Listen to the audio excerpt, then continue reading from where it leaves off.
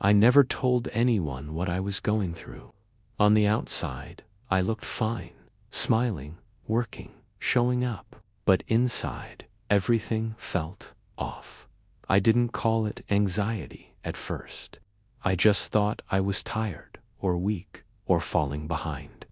But then came the tight chest, the racing thoughts, the mornings where I couldn't get out of bed, and the nights where I couldn't fall asleep, even though I was exhausted. I was overthinking everything, worried about nothing and everything, avoiding calls, skipping events, pretending I was just busy. But the truth was, I didn't feel safe in my own mind. And instead of asking for help, I tried to figure it out on my own, in silence, because I didn't want to look like I was breaking. It wasn't one big moment that broke me. It was hundreds of small ones that finally added up. One night, I sat in my car outside the grocery store. I had my list, my keys, my wallet, but I couldn't go inside.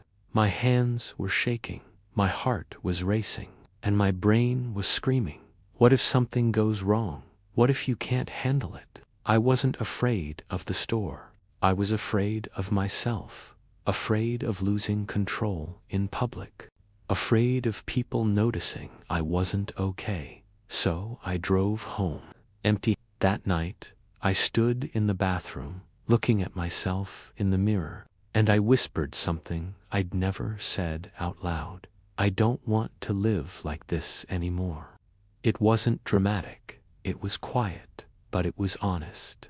That one sentence didn't fix anything, but it cracked something open. And for the first time in a long time, I didn't feel numb. I felt ready to try. I didn't wake up the next morning cured.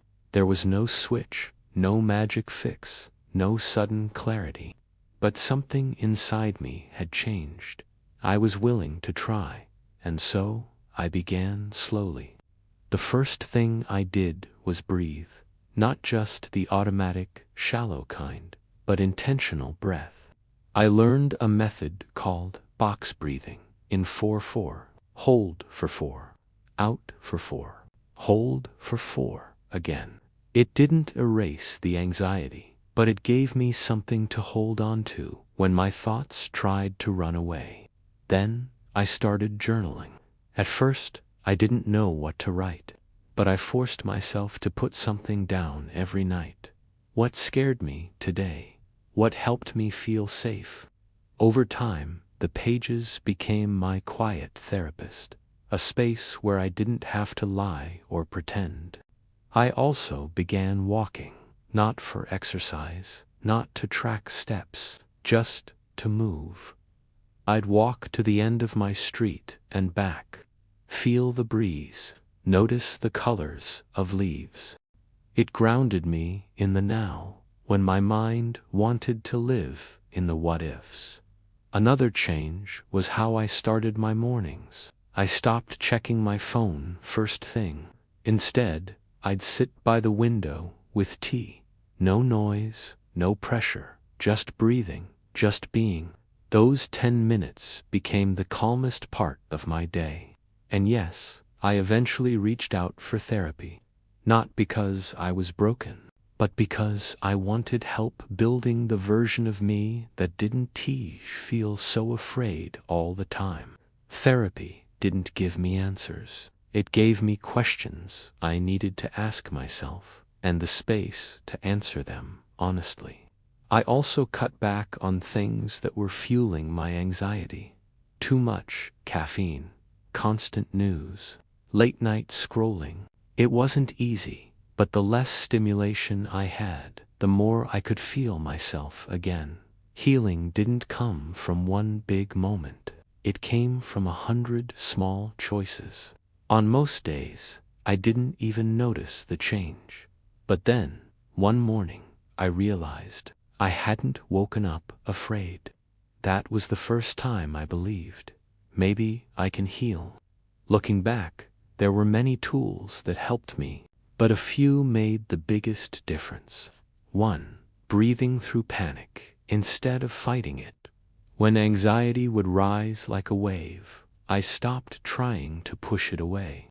Instead, I'd pause, breathe slowly, and say to myself, "This feeling will pass. I've survived this before." It didn't stop the panic immediately, but it taught me that I didn't need to fear the fear. 2. Creating safe spaces. I made one corner of my room a no-anxiety zone. A small plant, a calming scent, soft light, no screens. When things felt overwhelming, I'd go there, not to escape, but to recenter. That space became my reset button. 3. Talking to myself kindly. It sounds simple, but it changed everything. When I'd mess up or feel overwhelmed, instead of spiraling, I'd ask, "What would I say to a friend right now?" Then I'd say that to myself. Those little shifts in how I responded, not to the world, but to myself, were what really started healing me. It wasn't about eliminating anxiety. It was about changing my relationship with it, seeing it not as an enemy, but as a signal, a whisper from within, telling me something needs care. That's what helped most. Learning to listen without fear. Today, I still have anxious days. I still feel that tightness in my chest sometimes, the racing thoughts, the doubts. But now, I don't panic when it happens, because I've built a new relationship with my anxiety, one based on understanding, not fear. I don't fight it anymore. I notice it. I breathe through it. And most importantly, I talk to myself with care, not criticism. I've learned that healing isn't about becoming a perfect version of yourself. It's about becoming a kinder one that says, "I'm doing my best, and that's enough." To you, watching this right now, I want to say, you are not broken, you are not weak, and you are absolutely not alone. If you're still in the thick of it, I promise, there's a way through. And it doesn't have to be loud or dramatic. Sometimes, it starts with the smallest habit, a deep breath, a kind word, a walk around the block, a quiet decision that says, "I'm going to try again today." So start small, start soft, and keep going. You're not late, you're healing in your own time. If you're still carrying the weight of anxiety, I want you to hear this clearly. You are not alone in this.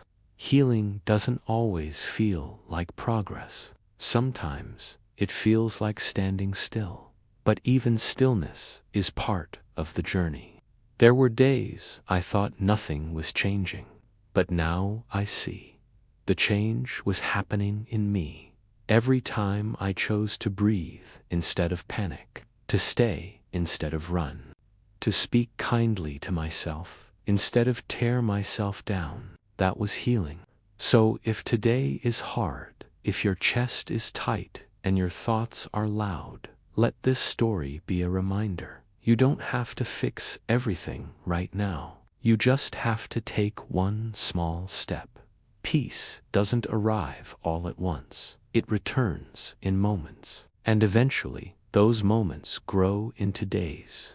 Hold on. Even now, especially now, you're becoming someone stronger, softer, and more whole. If this story made you feel seen, if even one sentence brought you comfort, please consider giving this video a like. It helps others find it, people who might be feeling what you felt. And if you know someone who's struggling quietly, share this with them. Not as advice, but as a small light, a gentle me too. We post real recovery stories here, not the perfect kind, the honest kind. So if you want more stories like this, subscribe, not for views, but so you never feel alone in this again. And when you're ready, the next story will be waiting for you. Maybe it's the one your heart needs most. Until then, take a deep breath. You're doing better than you think. and I'm glad you're here.